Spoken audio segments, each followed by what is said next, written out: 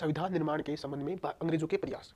संविधान निर्माण के संबंध में अंग्रेजों के प्रयास में सर्वप्रथम 1940, कब 1940 में अगस्त प्रस्ताव आया। अगस्त प्रस्ताव आया और ये लेकर कौन आए? लॉर्ड लिन लिथगो। कौन लेकर आए? लॉर्ड लिन लिथगो। कौन लेकर आए? लॉर्ड लिन लिथगो। इस अगस्त प्रस्ताव में 3 शर्तें थी कि भारत में द्वितीय विश्व युद्ध के पश्चात एक संविधान सभा का गठन किया जाएगा। इसके बदले में भारतीयों को द्वितीय विश्व युद्ध में ब्रिटेन की सहायता करनी होगी। ये तो थी प्रथम शर्त। उसके बाद द्वितीय शर्त यह थी कि भारत में युद्ध परिषद का गठन किया जाएगा।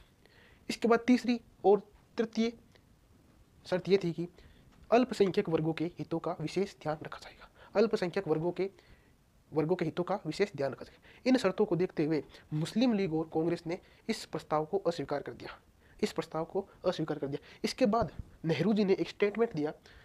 नेहरू जी ने कहा पंडित जवाहरलाल नेहरू जी ने कहा कि अगस्त प्रस्ताव क्या है? अगस्त प्रस्ताव दरवाजे में लगी हुई जंग की कील के समान है। इस प्रस्ताव के बाद पंडित जवाहरलाल नेहरू जी ने कहा कि अगस्त प्रस्ताव दरवाजे में लगी जंग की कील के समान है।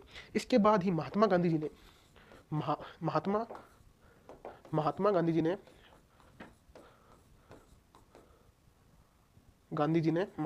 जी ने व्यक्तिगत सत्याग्रह की शुरुआत की। प्रथम सत्याग्रही थे अपने विनोबा भावे, पंडित जवाहरलाल नेहरू और ब्रह्मदत्त जी।